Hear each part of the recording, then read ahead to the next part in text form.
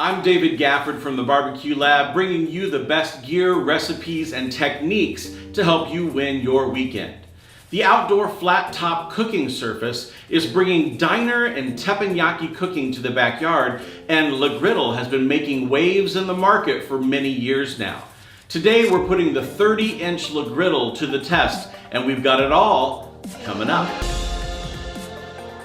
Gathering around fire with family and friends and your neighbors has been something that's been happening for ages, and there's nothing like doing it in the outdoor kitchen space. Outdoor kitchens have really been gaining popularity lately, especially with those of us who've been staying home with COVID hitting. We find that the outdoor space with our security and our family at home is something that we're using a lot more often.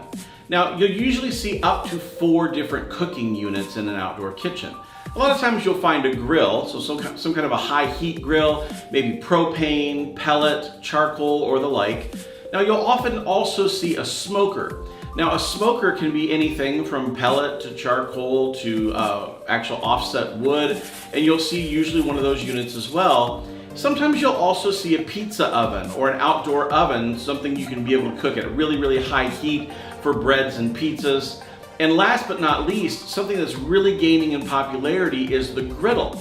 Now, griddles have been around for quite a while now, but they've really hit the mainstream as companies like Blackstone and a few others have been able to really inundate the industry with units in the $300 to $600 range. Now, just like the automobile industry, quality is key here. You'll probably find quite a few $300 to $600 griddles in big box stores across the United States.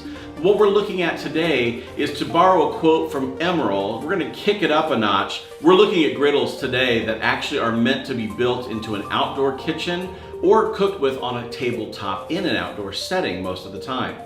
Now, Le Griddle has been doing this for many years, and one of the things that you're going to find that's really different about a Le Griddle is that this thing is made entirely of 304 stainless steel. Not just cold rolled steel. Now, you'll find a lot of cold rolled steel in a lot of the griddles of the lesser expensive variety, but today we're looking at something that's all 304 stainless, not just cold rolled. Now, stainless is a great metal for outdoor units, primarily because it stands up to the elements. It's called stainless steel because primarily it doesn't weather, it doesn't rust. You'll find that this will last quite a long time. But one of the downsides to stainless steel is whenever you put a burner underneath, it tends to only heat the stainless that's right above it, and it heats unevenly. Now, uneven heating surfaces you'll find in diners across the United States right now in all different areas. From your local Steak and Shake to your local teppanyaki restaurant, you'll find that they have stainless steel griddles that have massive dark spots, as well as some light spots that are still colored stainless steel. One of the things that really makes Le Griddle unique is that they don't just put stainless steel on the top of their griddle. One of the things that really makes it special is that they have taken cast iron and put an entire plate of cast iron that they fuse to the stainless steel top in order to get that heat diffusion across the entire top to get it to cook evenly. As we all know, cast iron is very, very popular in outdoor kitchens and indoor kitchens across the world, and it's been used for many, many years. And the marriage of stainless steel and cast iron is really beautiful when it comes to how this unit performs. We're looking at an overall width of this unit of just over 30 inches. And the depth is right around 18 3/4 or almost 19 inches. And the height is just about 10 inches. Now, this is the 30-inch Le Griddle, and it weighs just under about 100 pounds, and the majority of that weight is all in the griddle top. The griddle top is very heavy, and I can teach you a lesson from my back in trying to move it around myself and lift it off and on and carry it around. If you'd like to be laid up for a week as well, you can do the same thing. I would highly suggest, though, to get a friend or a loved one here to be able to help you to pick this up and move it around the garage or the backyard if you need to. We're looking at 18,000 BTU from 2 U-shaped burners that you're going to find underneath the cooking top. Now, these U-shaped burners are covering a really, really good width of this cooktop, and I like the coverage that they bring. Now, when you look at the top, you can look at the measurements, but the question is how many square inches are available to cook on this top? I calculate right around 464 square inches available on this cooktop. And I'll just tell you that we've been able to make quite a few dishes where we're cooking in multiple zones across the top. Now we have 36-inch griddles and we've seen some other larger griddles as well, but this is able to handle the size projects that we do for a family of 4 quite easily. The unit is rather simple when it comes to operation. If you look at the front, you'll see that there are 2 knobs as well as an igniter. And really that's all it is. You have a large fire picture where you'd be looking at trying to get a high heat, and you have a small fire picture where you'd be looking at trying to get a lower or not quite as intense heat. Now, when you look at the unit, you might say, well, it's pretty simple. All it is 2 knobs and an igniter. Yes, you're right. But one of the things I love about it is that simplicity is perfect in a griddle. I don't need anything more complex than that. I need to be able to control my heat from a really hot sear all the way down to a lower saute or sweat.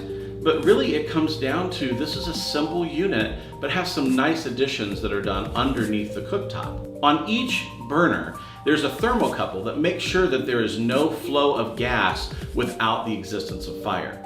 Now, on the side of the unit, you also see quite a few holes that are built in all along the sides and the back, and it allows for breathability. The holes around the unit protect it from the wind, but also allow the excess heat and gas to escape around the outside so that there's nothing building up underneath.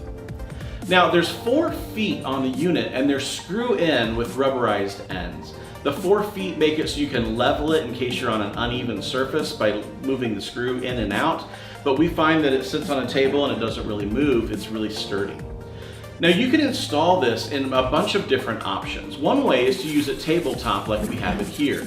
We just have our booze block table and sitting on top of it is this unit. Now, my initial concern was, since this thing puts out 18,000 BTUs, am I gonna burn up my table underneath? Well, we've done quite a few cooks on this table. Everything's been fine.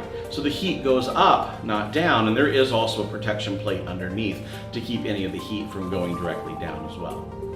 Now, so tabletop is one option. Another option is to put it as an installation. Now you can install this in an outdoor countertop in an outdoor kitchen, and they have multiple options for that. One of the options is that there's an insulating liner for installation, and that's something that we still need to get as we're building this into our outdoor kitchen. Now, one of the things that we also opted for was the lid option. I didn't want all of the elements from outside to be able to get on the cooktop in between cooks. I wanted to be able to clean the cooktop after we used it and then be able to put the lid down on top, knowing that next time I go outside, it's just lift the lid and I'm ready to go. As opposed to everything that's been happening on top, I need to wash it back off and do a second cleaning of the top before we actually have another cook. Now, in addition to the insulating liner and the top that you can look at, the lid, they also come with a cart that you can get as an option. That cart really turns this into a traditional grill that you would see on like a back patio or something that has roller wheels where you can use it as a standalone unit. I think these really shine though on tabletop or on a countertop or built in. I think those are really, really great uses for this, as you're gonna be able to use this for years to come. Now, when I think about longevity, I think about stainless steel and my experience with the longevity of stainless steel. I have a grill that's a 5-burner gas grill that we purchased back in 2004 or 2005. This year is 2020, so I've had that grill for 16 or so years. And that grill looks almost the exact same as the day I bought it, primarily because that stainless steel really is stainless. It fights the elements, it looks great. That's what I like about this. That 304 stainless steel that's built through here means that this unit is just gonna last. Now, the griddle shipped to us on a pallet. It came in a truck that had a lift gate on the outside, and it came on a pallet that was shrink wrapped with the lid on top for us since we ordered that as an accessory. So we found that the shipping on this unit was actually perfect. It's one of the only grills that has arrived in almost perfect condition when it's gotten to us, with the box and the shrink wrap and everything being untouched. Assembly on the griddle was actually rather easy. When you pull it out of the box, you're able to lift the top off and set it off to the side. And really the only thing you have to do is take some of the adhesive protection sticker off of the outside of the stainless to make sure that it's arrived in perfect condition. Peeling that off was fun. We had the kids come out and we peeled it off for, a couple minutes together. And it was nice to be able to see that the stainless was unscratched and perfect when we got it here. Other than that, it was just hooking up the propane hose to the bottom of the griddle, tying it to a propane tank, and then we're ready to cook.